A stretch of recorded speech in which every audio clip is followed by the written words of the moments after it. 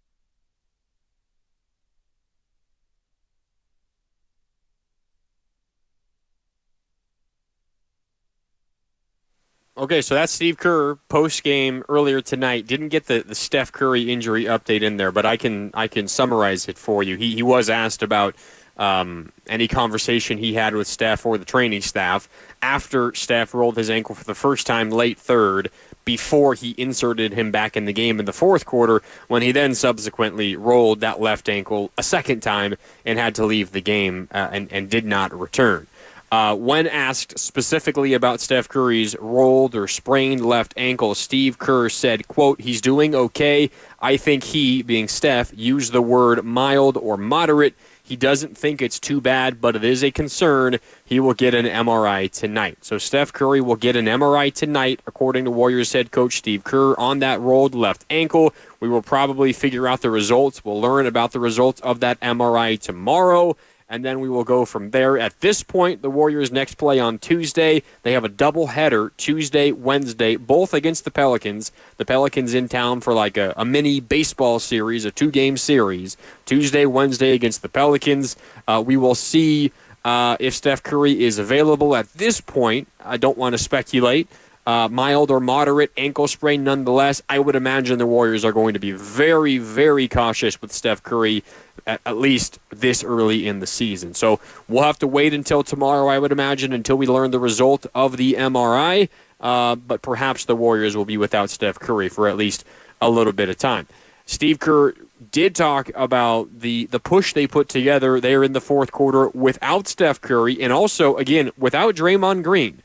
Oddly enough, Draymond Green checked out with 8 minutes to go in the fourth quarter and did not return. Now, he stayed on the bench, but I can speak for myself. I'm not sure how all you guys feel. You can shoot me a text, give me a call, 888-957-9570. I was watching him on the bench the whole time because I know he left the bench to go back to the locker room at one point during the game. I think it was after his foul call, the block charge against Zubac, was reviewed. It was called the block on Draymond. Then the Warriors challenged it, and it was changed to a charge drawn by Draymond. I think he went back to the locker room for a moment at that point.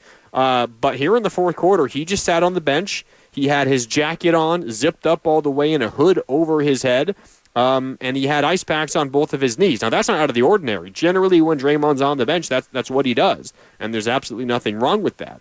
But I found it a little odd that Draymond Green wasn't in the game at any point for the final 8 minutes of the fourth quarter. Steve Kerr saying, quote, "We just went with the group that was playing well." And the group that was playing well was the group that they closed with, which was first of all, it was Melton, Hield, Wiggins, Kuminga, and Looney. Then it was Pods, Melton, Wiggins, Kuminga, Looney. Then Hield checked in for Melton. So the five was Podziemski, Hield, Wiggins, Kuminga, and Looney. And that was the group that the Warriors closed with. And to Steve Kerr's credit, they did get it within 1 point. It was essentially all thanks to Andrew Wiggins. I mean, where would the Warriors be in this game? Where would they have been without Andrew Wiggins? Wiggins was absolutely phenomenal in this game. He had 29 points in this one tonight, 11 of 15 from the field, 5 of 8 from downtown. And when you think about what he did in the first half, it makes the fact that he finished with that stat line that much more impressive. In the first half, Wiggins just 9 points, not a bad output, but compared to what he finished with, just 9 points, 3 of 6 field goals, 2 of 4 from deep. Pretty good half. How about the second half? Andrew Wiggins, 20 points, 8 of 9 field goals, 3 of 4 from downtown, and he missed his final shot of the game. So he went 8 for 8 to begin the second half, 3 of 3 from downtown before he missed his final shot. And it was not a prayer, but it was like, this one better go in or else this game's over. It did not. At that point, you think the game's probably over. But Wiggins, he carried the Warriors on offense, 29 points, 11 of 15, 5 of 8 from downtown. Wasn't as effective on the glass or elsewhere in this game than he was in past games. He had 13 rebounds against the Jazz on Friday, and that's a great sign for Wiggins and how involved he is and how active he is in a game. It is that rebound tally. But in a game like tonight, where Steph Curry did not play for the majority of the second half, he left with about 4 or 3 minutes to go in the third quarter, played 7 seconds in the fourth before re-injuring that left ankle injury. Wiggins had to take on a little bit of a different role, and with shots not falling out of anyone else's hands, Wiggins had to do the scoring. He wasn't looking to distribute, and he had to do the scoring, and to his credit, he got it done. Wiggins, 29 points, led all scorers. The Warriors' next highest scorer was Steph Curry, who scored 18 in nearly 27 minutes, despite not playing essentially the whole fourth quarter. So Wiggins was the Warriors' offense. Without him, they might lose this game by 25 points. And it was the first bad shooting night from Buddy Hield. He finished with 8 points. He was 3 of 14 from the field and 1 of 9 from downtown. His first bad shooting night of the game, and this is kind of the Buddy Hield experience. Tonight, I think, was a little unique because there was a certain point in that fourth quarter where the Warriors just had to keep chucking him up, and I think the shooting numbers look a little bit uglier than they would have been or than they actually were. But Buddy Hield, 3 of 14, 1 of 9 from downtown. He finished with just 8 points. It was by far his worst shooting performance as a Warrior, as he's just been lights out, setting some Warriors franchise records the first 2 games of the season. So Wiggins shouldered the load offensively, and he showed that he was able to do that. And that, if we're looking on the bright side of things, that it's a really, really positive sign for the Warriors, because so much of what gets the Warriors to another level as a basketball team, it is whether or not Wiggins can get back to that 2022 form. And we've really been talking about this now for 2 years, because ever since that 2022 postseason run, we haven't seen it consistently from Wiggins, and there's been some other circumstances that have affected that, obviously. Obviously, he hasn't been with the team a ton. There's been personal and family stuff going on for Wiggins that's kept him away. But even when he's been with the team, you haven't seen the totally locked-in Andrew Wiggins consistently. Through 3 games, he's looking like close to the 2022 Wiggins, although today was like entirely different from the way it happened in 2022. I mean, 2022 Wiggins had maybe the second largest positive impact on the Warriors' title run behind Stephen Curry, and he did it, as a secondary scorer, but he did it with rebounds, and he did it with defense. Not that he was bad defensively tonight. He wasn't, but he didn't really do much on the glass. He was the scorer, 29 points. So Wiggins showing he can do it a couple of different ways as well. I thought there was an interesting moment for the Golden State Warriors, and before I get to that, I should remind you that you're listening to 95.7 The Game, KGMZ FM and HD1 San Francisco, an Odyssey Sports station, always live on the free Odyssey app, Twitch, and YouTube, powered by First NorCal Credit Union. For a low-rate auto loan, apply online or just ask for First NorCal financing at the dealer. Rotations continues to be an interesting thing for the Warriors. And I see the 650 on the Comcast Business text line chiming in on this as well. The 650 writes, I don't know if I was super happy with the Pods minutes at the end. I think I would have either put in Moody for some consistent or for more consistent offense, or maybe even a quick 2 minutes of Waters to try to heat up the threes. Yeah, Lindy Waters got in late in the game, again, once it was decided. But there was a part of me who was thinking, man, with all these missed threes, maybe the Warriors turn to one of their better shooters who hasn't really had an opportunity to prove himself yet here in the regular season. Probably a little bit too early to expect that from Steve Kerr, a little bit too early in the season. This is the first year we've really seen the Warriors' normal guys struggle shooting the basketball for a whole game. But, I mean, you look at the numbers. Let's see. Steph Curry was 6 of 11 from the field. Andrew Wiggins was 11 of 15 from the field. How about everybody else? Again, Wiggins 11 of 15, Curry 6 of 11. Every other Warrior, 21 for 62 from the field. Wiggins 5 for 8 from downtown. Curry 4 for 7 from downtown. Every other Warrior 5 for 28 from downtown. Sometimes basketball is a simple game. Whoever was the first to say it's a make or miss league, that's accurate, and that sums up what happened tonight. But it was also, I was going to say not the cleanest, and that's true, but I'm not so sure it does a very good job describing just how unclean the Warriors' offense was in this basketball game. They committed 21 turnovers, turned into 21 Clippers points, but there were so many possessions where there wasn't even a turnover. But the Warriors, as a result of the Clippers' pressure, and honestly, at times, the Warriors' lack of aggressiveness, they couldn't get into their half-court offense. The Clippers' deflections, they would force the Warriors off their spots. They couldn't get into their half-court looks, and they would in turn be forced to throw up a tough shot or a shot late in the shot clock, and they couldn't really get into their looks offensively. And you heard Coach Steve Kerr credit the Clippers' defense for what they did, and the Clippers' defense certainly deserves their share of credit for this. But there was also some moments where it just seemed like the Warriors weren't totally into this basketball game. There was a moment in the, I think it was in the first half, I forget exactly where it was, where the Golden State Warriors, let me try to find exactly where it was. Curry tried a behind-the-back pass. Here it is. This was towards the end of the first half. Steph was dribbling. Actually, where was this? Hold on. This was in the third quarter. Steph was dribbling along the perimeter on the right wing, and Draymond Green was on the right post. Steph Curry picked up his dribble and tried a behind-the-back pass to Draymond Green on the right post.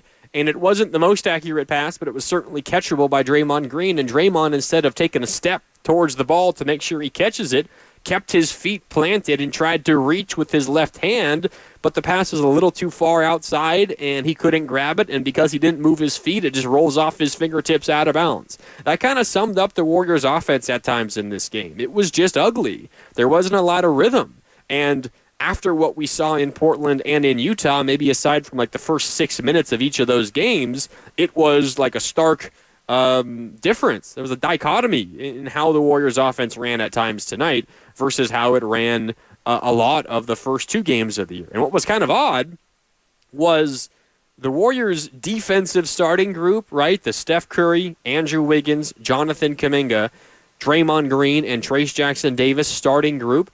That starting group generally has struggled offensively to the point where I've heard so many of you guys, and I'm not disagreeing with you necessarily, thinking that starting group is not going to work. It had been working defensively. It hadn't really been working offensively. Very small sample size through 2 games. That unit had played like 24 minutes together on the court coming into tonight. They played like another 12 or so minutes together tonight. Those first 24 minutes, the first 2 games of the year, again, they struggled offensively, were pretty good defensively. Tonight was the opposite. I mean, the Warriors in the first quarter put up 34 points. In the first quarter, they made 6 three-pointers. They shot 43% from deep. They still committed 4 turnovers in that first quarter, which is probably 1 or 2 more than you would like. But you score 34 points. You put up 14 threes. You make 6 of them. Wiggins made 2. Curry made 2. Kuminga made 1. Kuminga had a nice opening to this basketball game. Kuminga had 7 points in the first quarter. He did maybe put up a couple more threes than I would like. 1 for 3 from downtown in the first quarter. But he had also 2 big offensive rebounds, one that led to a wide-open Wiggins 3, second-chance points there, courtesy of Jonathan Kuminga, and he also had a put-back dunk on the big man Zubats for the Clippers. It was a nice first quarter, and I think by far the best stint of Kuminga's season with that starting group. And it's kind of an awkward spot for Kuminga to try to fit into because he's playing a position where he's asked to space the floor where he's not really able to do that. And then when the Warriors, or when opponents realize that Kuminga is in there and there's not a lot of shooting elsewhere, you can kind of just dare Kuminga to shoot the ball, and that's what he did. Now, he made 1 of 3.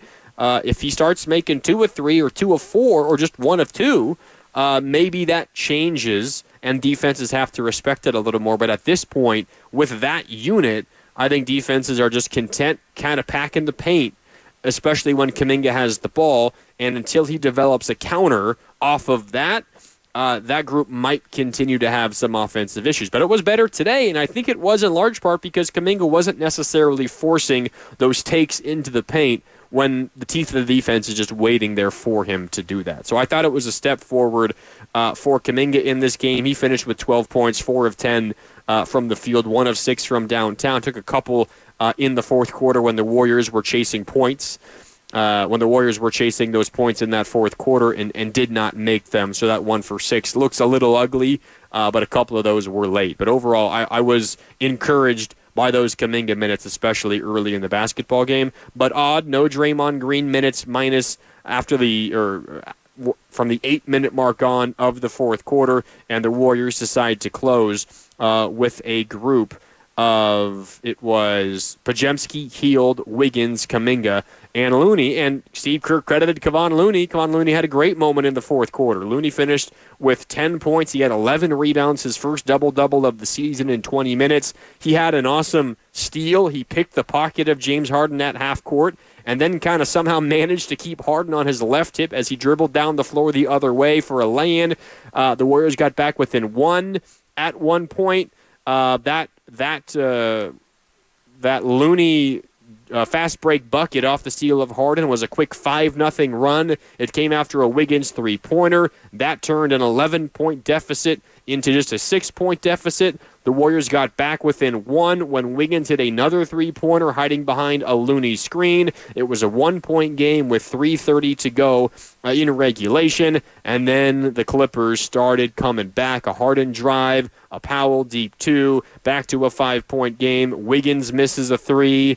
Kuminga and Wiggins, Wiggins missed a 3. They get the offensive rebound, then Kuminga misses another 3. And that was Wiggins' first and only miss of the second half. And then the game kind of got to score or this game's overtime. And one of the most confusing possessions of the game for me in this one, you know what? I'll tell you coming up on the other side, because we do got to hit a quick break here on Warriors Wrap-Up. When we come back, I'll tell you one of the more confusing moments of this basketball game. I'll give you a hint. Warriors down 5 with about 1:20 to go in the fourth quarter. A.K.A. get a bucket this possession and you got a chance. If you don't, the game's probably over, and I was really confused what the Warriors called and what they drew up on that possession, and it might have cost them the basketball game. We can get to that coming up on the other side. Also, we got plenty of time for your calls and your texts. 888-957-9570. That's the number to call or the number to text. The Comcast Business text line. Again, 888-957-9570. It's Warriors wrap-up here on 95.7 The Game. Marc, Grandi with you. The Dubs fall to the Clippers. Final score 112-104. Wiggins was awesome. 29 points, 11 of 15 from the field, 5 of 8 from downtown. But the Warriors lose Stephen Curry in this game, rolled his left ankle twice. Steve Kerr has said post-game it is mild or moderate. He will be getting an MRI later on tonight. We'll probably know the results of that MRI tomorrow at some point. And, of course, we'll keep you updated on 95.7 The Game. Okay, more Warriors wrap-up coming up on the other side. It's Marc, Grandi with you live from Chase Center. Dubs fall in their home opener here this season. We're back with more next on 95.7 The Game. The 2024 presidential election is here. With the race neck and neck and with so much at stake, MSNBC has the in-depth coverage and analysis you need. Our reporters are on the ground, and we're breaking down the numbers until every last vote is counted, providing you with insight on what it all means for the future of our country. Watch coverage of the 2024 presidential election Tuesday, November 5th, and listen to MSNBC Live on the free Odyssey app or wherever you watch MSNBC. What's better than one win? 3 wins. With Straight Savings, you keep your own phone, get one line for only $25 a month with real unlimited data, and get rewarded with a $200 phone credit after 12 months. It's a win-win-win. Head to Walmart or visit straighttalk.com today. Switch to Straight Talk. Less dollars, more sense. Straight Savings Plan enrollment requires compatible unlocked device and new line of service. Bonus device credit requires 12 months of active service. Offer ends if eligibility requirements are no longer met. Taxes and fees apply. For network management practices, see Straight Talk's terms and conditions. Let's face it, nowadays most companies have to rely on dozens of expensive, disconnected platforms to run their business. And even then, things can get a little, well, stressful. But with Odoo's all-in-one management software, packed with a suite of fully integrated business applications, every process is streamlined. Tasks are automated, and success is just a few clicks away. See how Odoo can take your business to the next level at odoo.com. That's ODOO.com. Did you know you can sell an unwanted vehicle and get paid quickly, even if the vehicle is wrecked or doesn't run? QuickAuction.com and its affiliates sell more of these types of vehicles than any company in the world, over 14,000 per day. Let us put the power of our 600,000 member buying force to work for you and get you an offer for your vehicle now. In a matter of minutes, QuickAuction.com can get you a quote from someone in your area who will buy your car regardless of condition, and it's free to use. Go to QuickAuction.com, answer a few short questions about the vehicle you want to sell, and replace it with money in your bank account. At QuickAuction.com, we have buyers ready to give you a bid on your car now, and they'll pick it up where it sits. Plus, it's absolutely free to use. And with QuickAuction.com, when you get an offer, there's no additional negotiating. When the hammer drops at the end of your auction, your offer is finalized. Go to QuickAuction.com and sell your unwanted vehicle now. That's QuickAuction.com. QuickAuction.com. Do you have 3 ex-wives and your current trophy wife wants a life insurance policy 3 times the size of the policies you had to purchase for your previous mistakes? If so, you need to call Big Lou at Term Provider, 800-700-6898. Big Lou is intimately familiar with your problems, and if you're 50 or 60 years old and in reasonably good health, a $1 million policy should only cost about $100 to $200 per month. Big Lou may have a solution for your previous policies as well. You may even save enough money to lighten the load on your new $1 million policy. Remember, call Big Lou. He's like you, except he's only on number 2. Call Term Provider at 800-700-6898. That's 800-700-6898 for $1 million in term life insurance that you can live with.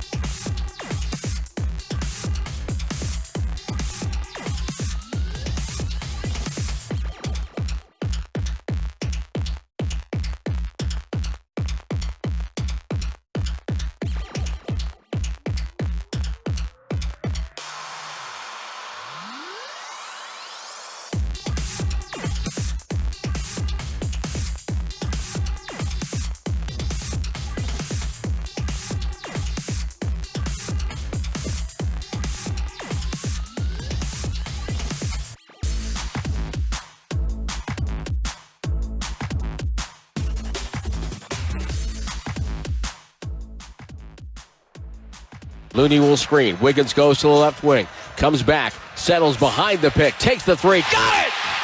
It's a one-point game. 101-100. Clippers 15-3 run. And Chase Center is rocking in game number 1 on the home floor. Now back to Warriors Wrap Up on 95.7 The Game. Welcome back. Marc Grandi with you live from Chase Center here after the Warriors fall on their home floor to open the home slate in the regular season, the 2024-25 NBA season. Final score, the Clippers knock off Golden State 112-104. That highlight you just heard, the voice of the Warriors, Tim Roy, right here on 95.7 The Game. That was a Wiggins three-pointer. That was his 4th made 3 of the night. At that point, he was 4 for 6. He would make one more to be 5 for 7. Then he missed his final one, finished 5 for 8 from downtown, 11 of 15 from the field. 20 of his 29 points came in the second half, and that one cut it to a 1-point game with 3:30 to go. But then it was mostly all Clippers. So a 1-point game, 3:30 to go. Harden drives and scores. Powell hit what looked like a 3, ruled the deep 2. The lead goes back to 5 with 3 minutes left. Wiggins makes another 3-pointer to make it a 2-point game. Wiggins and Kuminga then missed consecutive 3-pointers when the Warriors got the offensive rebound. Ultimately, the lead is 5, 107-102 Clippers with 1:15 left in the fourth quarter. And this is where I left you off before we went to break. Warriors down 5. 1:15 left with the ball in the fourth quarter. This is a gotta-have-it possession. You drop your best play, you gotta get points. After you get points, it's a one-possession game, a stop, another bucket. You're right back in this thing. You could potentially take the lead after 2 possessions. You could get a 3, a stop, and a 3 and have the lead. I know I'm speaking in a lot of ifs here, but you're very much in the basketball game. Down 5, a minute 15 left, and the ball as long as you get a bucket. And the Warriors run a Podziemski-Kuminga 2-man game. Podziemski dribbles along the left perimeter. He posts up Kuminga, left block. Kuminga tries to back down his defender, ultimately spins into the paint and takes a fade away from just inside the free throw line. It rims out, no good. Clippers rebound. They go down and score the other way. A 7-point game. Essentially, the ball game is over. I'm not sure that's the play that I'm drawing up, the play that I'm calling when my team needs a bucket down 5 with a minute 15 left. I'm trying to get somebody else involved. Wiggins, who has been on fire. I'm not so sure the best play is a Kuminga post-up. When this is not against Kuminga. I've already said I thought he took a step forward with his play today. 12 points, 4 of 10 from the field, but he was good early in this basketball game. Didn't think he forced things too much. Hard for him if a play is called for him to not put up that shot. But I didn't think that was the right play call in that moment. Ultimately, the Warriors just didn't have enough offense throughout the majority of this basketball game. They managed to score 104, but that's just the reality of today's NBA when you have so many more possessions than you would back in the day. The Warriors ultimately, they shoot 43% from the field, which isn't terrible. 32.6 from downtown. They took 43 of them. They made 14. You just had too many possessions that ended in turnovers and ended in poor shots, and that was because of the Clippers' defense. They forced 21 turnovers, and there were so many more turnovers where the Warriors just never really got into the rhythm of the half-court offense, and the Clippers also managed to not allow the Warriors to get out and run. We talked about it in the win over the Utah Jazz when the Warriors dominated like every single hustle stat they were on top of. Points in the paint, the Warriors outscored the Jazz by 20. Second chance points, the Warriors outscored the Jazz by 10. Fast break points, the Jazz did not have a fast break point, and the Warriors outscored them 13-0.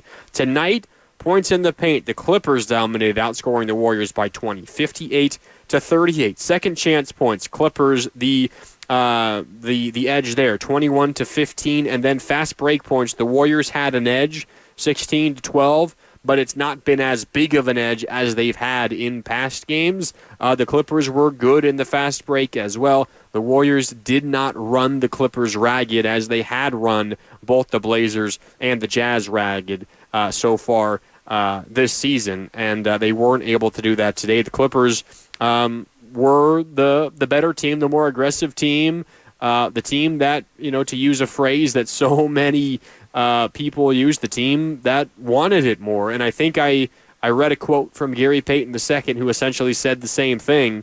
The Warriors didn't quite have that energy and that fire. The Clippers did. They punched first, and Gary Payton said we got to get to a point where we're the team that punches first. I also, when we're talking about rotations and groups of players on the floor and Steve Kerr opting to not play Draymond Green the final 8 minutes of this basketball game, to stick with Podziemski, Hield, Wiggins, Kuminga, and Looney for the majority of those minutes. Also, Melton was in there for Hield for a couple minutes. There was a stretch of play in the second quarter where the Warriors found what looked like, to me, a really interesting lineup. First of all, the Warriors opened the second quarter with an interesting lineup. And this is interesting in a different way. The Warriors opened the second quarter with Melton, Hield, Moody, Slow-Mo, that's Kyle Anderson, and Kevon Looney. And I have here in my notes, before I saw any action in the second quarter, I have in my notes, interesting. I don't think we've seen this combination much so far this year. D'Anthony Melton, Buddy Hield, Moses Moody, Kyle Anderson, and Kevon Looney. My first thought when seeing that lineup was, I'm not so sure the Warriors have enough creation offensively. They got a lot of guys who can shoot, but generally speaking, who need shots created for them. And D'Anthony Melton, in that group, he's by far the best ball handler. He's by far the best shot creator, and he's the most point guard-like of that group. I guess Kyle Anderson is kind of like a point forward. He can handle the ball. But there is not a lot of shot creation there with that group. And it was bad, that group. So D'Anthony Melton, Buddy Hield, Moses Moody, Kyle Anderson, and Kevon Looney. The Warriors committed turnovers on 3 consecutive possessions. They committed turnovers on 4 of their first 5 possessions of that one. They got outscored by 9 to begin the quarter. A 9-0 Clippers run began the third quarter. Then Curry and Draymond checked in for Kyle Anderson and D'Anthony Melton. So the Warriors ran with Steph Curry, Brandon Podziemski. The Warriors group at that point, yes, it was Steph Curry, along with Hield.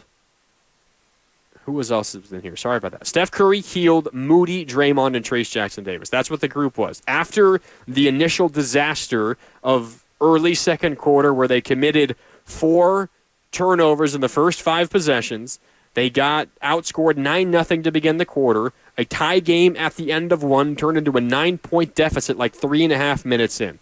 Then Steve Kerr turned to an interesting lineup, another interesting lineup. This one was more interesting in a good way. Steph Curry, Buddy Hield, Moses Moody, Draymond Green, and Trayce Jackson-Davis. There you have the creation of Steph Curry and the gravity of Steph Curry, who opens things up for everybody else. That goes without saying. You have the shooting of Buddy Hield, although he was not great tonight. You still have to have defenses respect that. You have the shooting of Moses Moody, who certainly draws the respect of opponents from deep more so than Jonathan Kuminga does. And you have also the creation of Draymond Green and the lob threat of Trayce Jackson-Davis. I thought that was a really interesting group. The first possession when that group comes on the floor, a Hield fadeaway jumper. That's the first points of the quarter. It came with about 8 minutes to go in the second quarter. Then a Trayce Jackson-Davis block. Buddy Hield rebounds, pushes the ball down the court the other way. It turns into a Buddy Hield 4-point play when he was hiding behind a Draymond screen. It's a quick 6-0 run once Steph and Draymond checked back in, although Buddy scored all of those buckets. They then got another stop. It followed with a pick and roll. Buddy Hield was the ball handler. He throws the lob to Trayce Jackson-Davis. He finished with a nice left-handed dunk. That's an 8-0 run. answering the Clippers' 9-0 run. A 9-point deficit is down to just a 1-point deficit, only like 2 minutes into that group. And that group brought the Warriors back. And even though none of those points were scored by Stephen Curry and none of those points were scored by Draymond Green, and I don't know this for sure, but I also don't think any of those points were assisted by Steph Curry or Draymond Green. But when those guys are on the court, it just changes like the calculus for everybody on defense, because you have to respect Steph Curry wherever he is, and oftentimes he draws the attention of 2, if not 3 defenders. It opens things up for everybody else. There's no surprise that Buddy Hield is going to play better and have more open looks when Steph Curry is on the floor. And I know I'm not speaking rocket science. We all know this. But the Warriors might need to try to lean into Hield with Stephen Curry, because if you want to maximize Buddy Hield's effectiveness, you might want some other shooters around him. Not that you're going to use Steph as a decoy necessarily, but just having them both on the court at the same time makes it so difficult for opponents. I mean, it's what got the Warriors multiple championships when Steph Curry and Klay Thompson were, the defining duo offensively, because you just create so many problems for the defense. And I think we saw it. We saw the flip side of it exactly when the Golden State Warriors had Buddy Hield on the floor without Stephen Curry.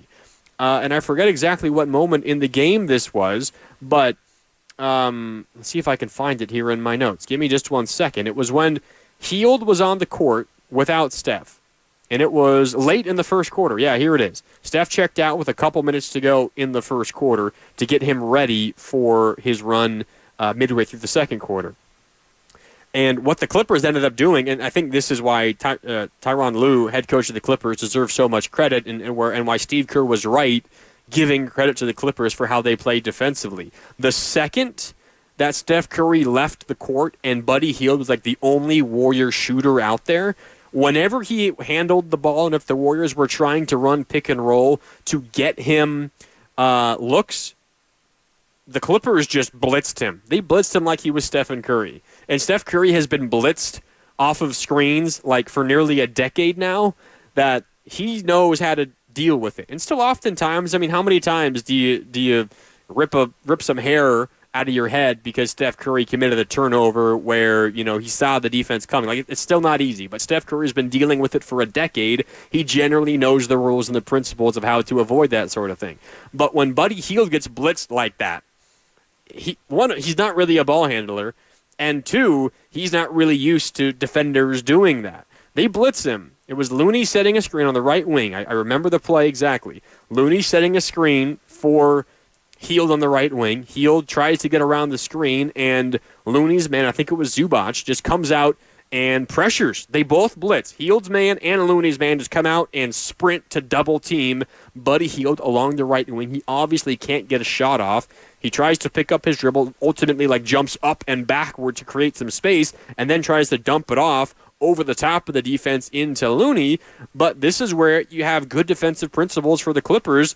James Harden comes from the weak side. I mean, he's played against Steph Curry for like a decade, if not more. Of course, a lot of high-level battles. He knows how to defend that play. It's happened with Steph Curry and Andrew Bogut, Steph Curry and JaVale McGee, Steph Curry and Draymond Green, right? Steph Curry and Kevon Looney for such a long time. So he sags off his man from the opposite side of the floor. He comes in, taps the pass away, the lobbed pass over the top of the double team from Hield to Looney. He knocks it away. It's a turnover. Clippers go the other way. They had an answer to that play. And I think that kind of gives you an idea of how important it is to pair Buddy Hield with Steph Curry. Because when Buddy Hield is the best shooter you have on the floor and you don't have another really good shooter alongside him, he also has to kind of become a de facto ball handler, because oftentimes so many of his threes early on have been not necessarily like, I'm going to size you up, hit the crossover, step back three, but I'm going to catch a pass, I'm going to come off a screen, off the dribble, and kind of drift and find my spot. Not just like straight up catch and shoot. Like, he can do that. So many of Klay Thompson's threes are just catch and shoot. I've got perfect positioning. My feet, I'm lined up before I even catch the pass. I'm ready to go when I shoot it. So many of Buddy Hield's threes so far this year have been off his own dribble. Whether he's drifting right to get around a screen and takes a fadeaway, or if he's drifting left, easier to obviously naturally kind of flow into that shot to the right. But that's an example of, I think, how much more difficult it gets for Buddy Hield specifically when Steph Curry isn't on the floor. So I think that's an example. Now the Warriors are going to have to figure things out, assuming Steph Curry misses maybe a game or two at least. If you're just joining us, Steph Curry rolled his left ankle twice in this game, did not return after the second time he rolled it. It was really kind of a fluke roll. Watching a replay of the video after he came back in, literally 5 seconds of game time after he came back in, he was setting a screen near the right block, the right post, and as he planted his left foot to get ready to set the screen, to set himself for the screen, he just rolled the left ankle. Like, he didn't step on anybody. He didn't slip. Nothing odd happened. He just rolled the left ankle as he planted his foot on the hardwood. An unfortunate break there. He had already rolled it like 15 minutes prior to that, maybe a little less, 10 minutes prior to that. And he did not return at that point, and he was in some pretty clear and obvious discomfort. The first time he immediately limped off to the bench.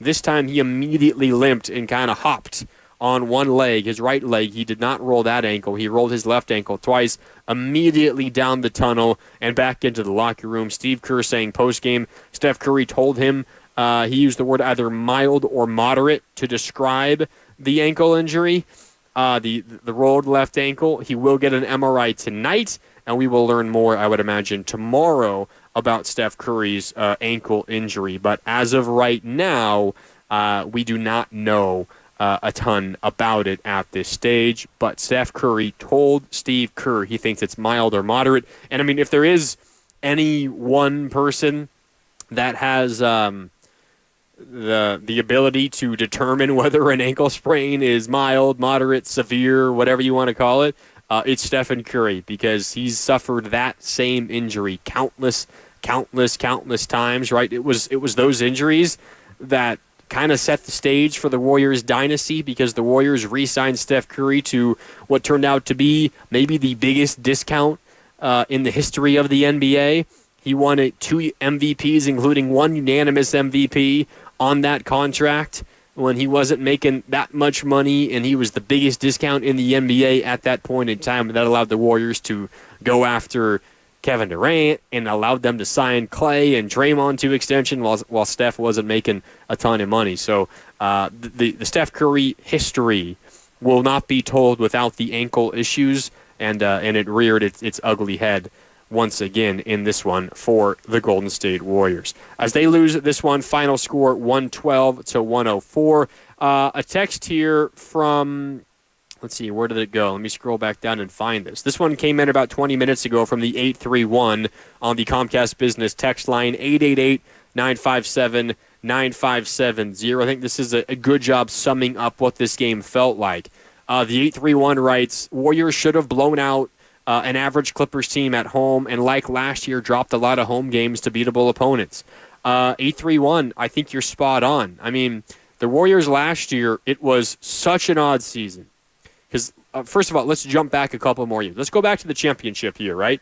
2021, 2022. And we can think of this as an extension of, the 15 championship, the 16 record year. Obviously, we know what happened in 17 and 18, and even in 19 when they lost in the finals to Toronto. But think of the 2021-22 year as kind of an extension of that championship era, right? Those championship teams. The Warriors were dominant at home, 31-10. Obviously not as good as they had been a couple of other times. 31-10 at home, 22-19 on the road. They were a very good home team, and they were an above average but not great team on the road. But you're above 500 on the road while you're great at home, you're going to be like a top 4 seed in your conference. And that's what the Warriors were, and they used that to go all the way to the finals and win the finals, of course. 2022-23, which was such a a year fraught with drama that had nothing to do with on-court stuff. Of course, that was the preseason Draymond Poole dust-up. But the Warriors still managed to win 33 games at home that year. They went 33-8 at home in 2022-23. But they paired that with like one of the worst road records in the NBA, 11-30. Remember all those stats? This was like the biggest discrepancy between home record and road record in NBA history. The Warriors were 33-8 at home, 11-30 on the road. And that wasn't even a team that did a whole lot. I mean, they won round one against the Kings. Remember, in 7 games, Steph Curry scoring 50 at Golden 1 in Game 7. They then lost in 6 to the Clippers to the Lakers in the second round. But still, 33-8 at home, 11-30 on the road. That team turned out to be, all right, but dealing with a lot of drama. Last year, also, of course, a lot of drama. There was the Draymond Green suspensions and, the Klay Thompson angst throughout the entire season.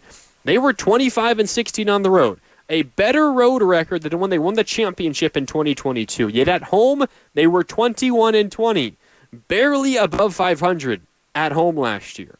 And that's what makes this game a little bit concerning. And the 8-3-1, I think, hit the nail on the head. This felt like last year. The Warriors opened the year with 2 dominant road wins, dominant to the point of making history.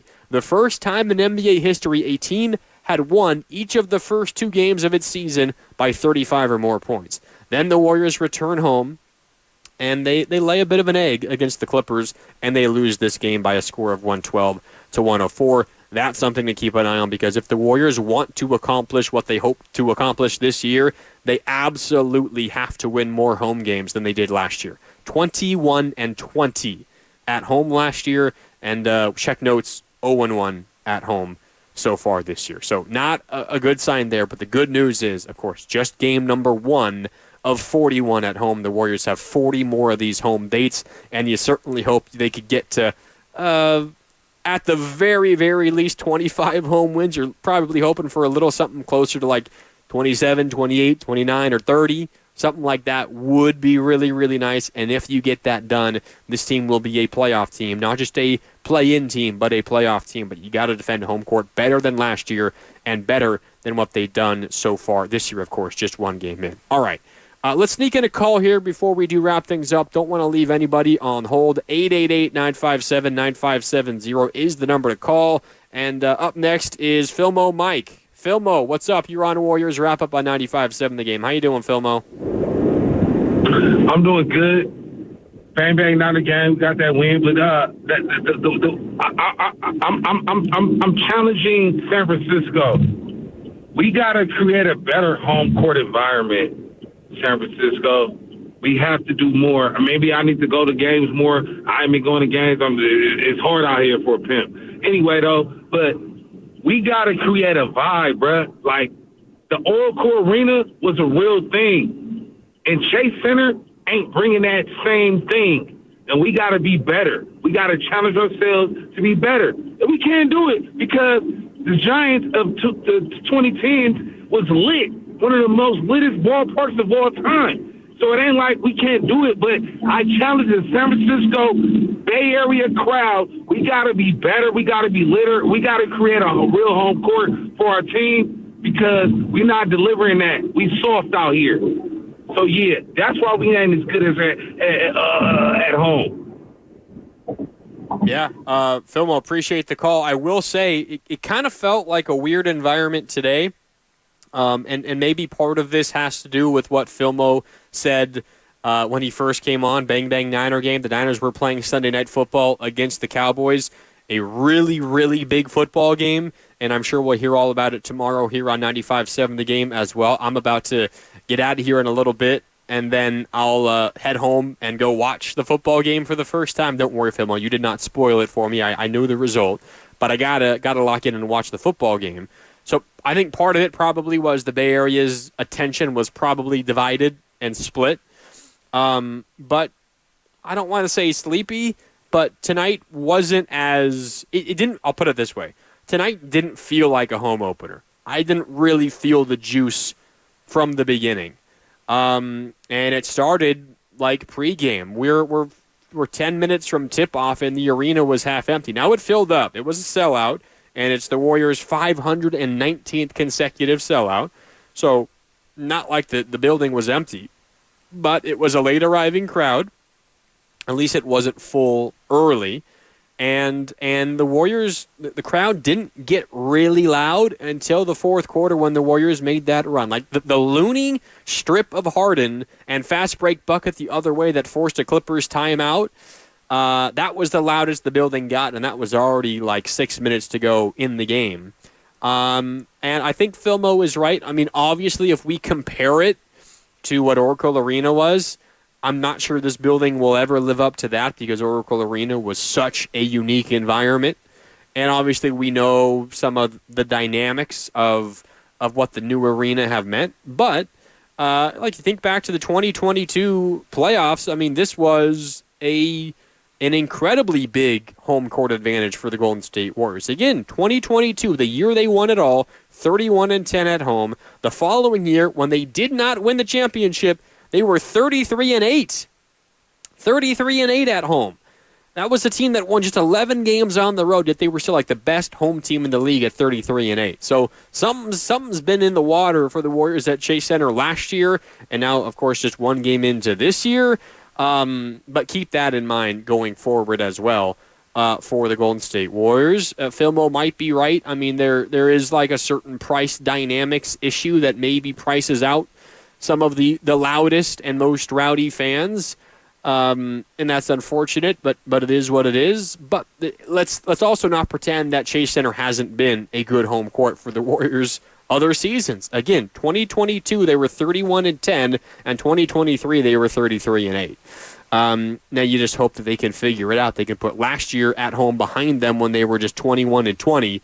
And they can get back, to winning 28, 29, 30 or more home games a season. This year for the Warriors, coming up next, they got the Pelicans Tuesday and Wednesday. You can hear both those games here on 95.7 The Game. Also, special edition of Willard and Dibbs leading up to those games. They will be live at Thrive City, just outside of Chase Center. So if you are on your way into the city to Chase Center to watch some Warriors basketball on Tuesday, Wednesday, or both, stop by, say what's up to Willard and Dibbs. I'll be out there with the boys as well for most of the day from 2 to 6.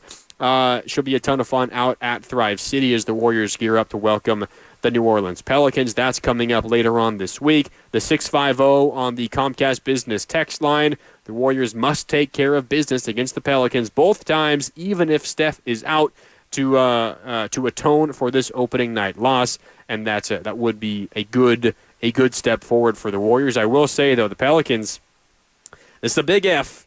It's a major if. If the Pelicans stay healthy, watch out for the Pelicans. Zion Williamson played, I think, 70 games last year, the most of his career, but then got hurt in the play-in, did not play in the playoffs.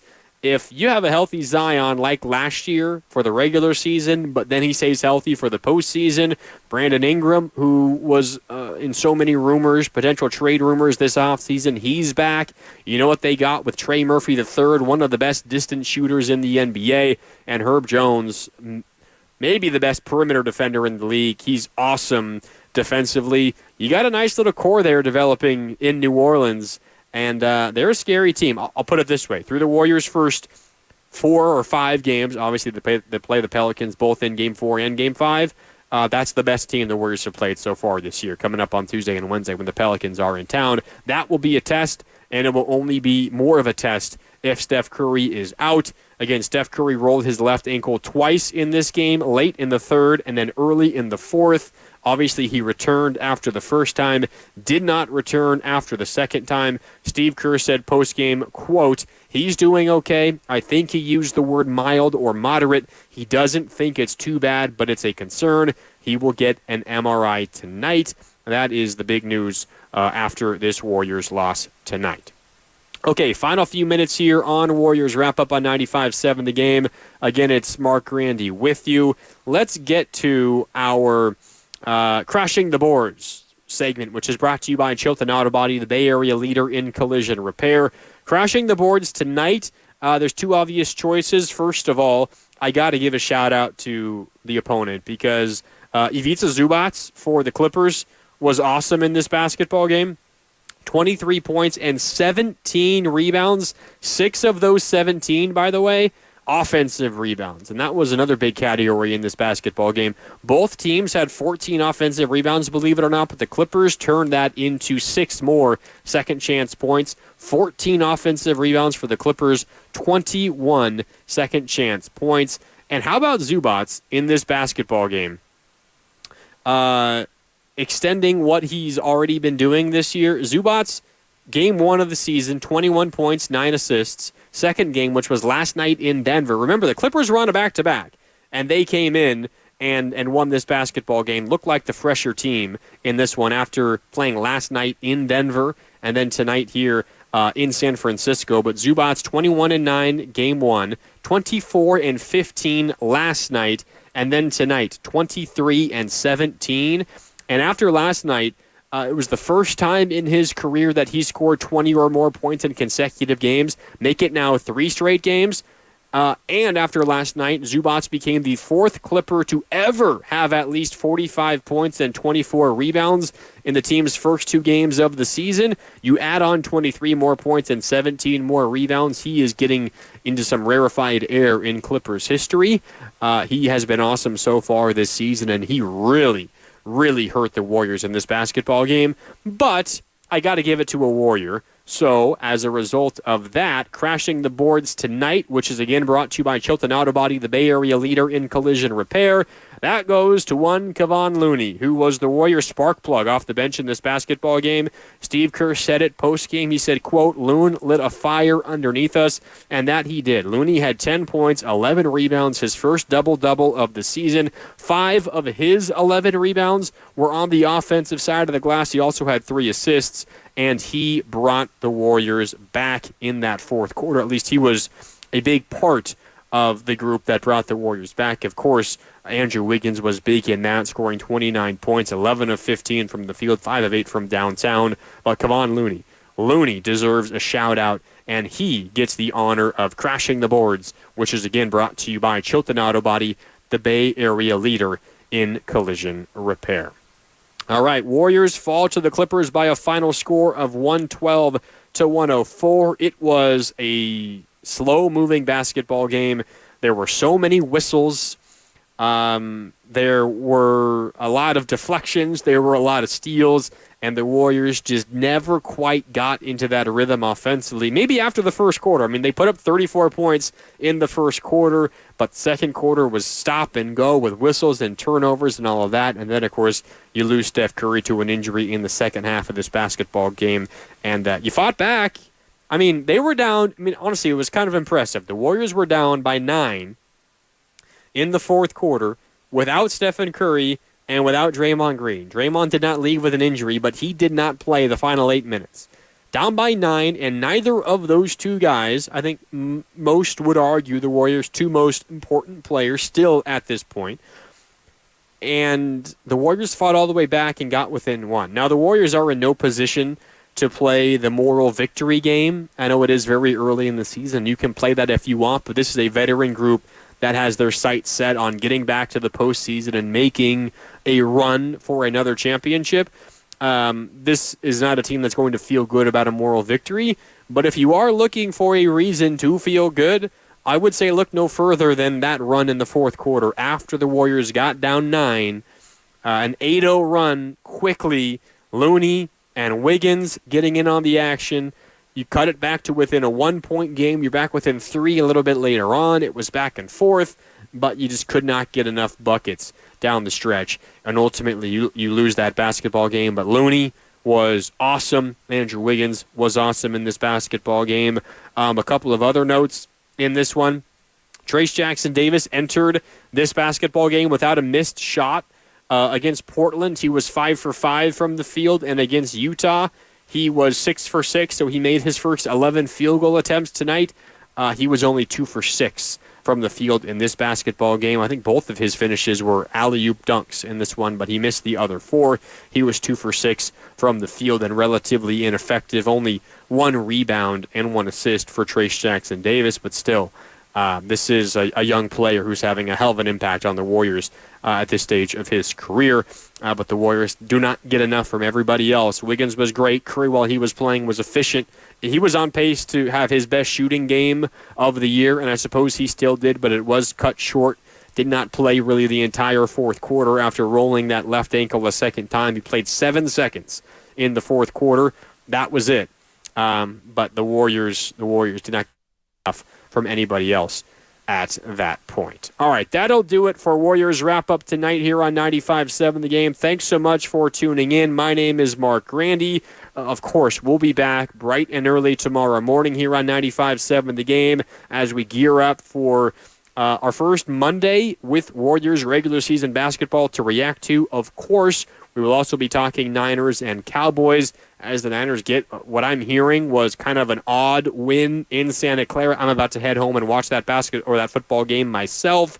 We'll talk about it all tomorrow on 95.7 The Game, and then we'll gear up for more Warriors basketball coming up on Tuesday when the when the Pelicans are in town with Zion Williamson and Brandon Ingram and company. Should be a fun basketball game coming up on Tuesday. All right, for Cam Williams back in the studio, also Chris O'Connell. I think Ken Luttrell also back there. Shout out to everyone who made our Warriors broadcast possible tonight.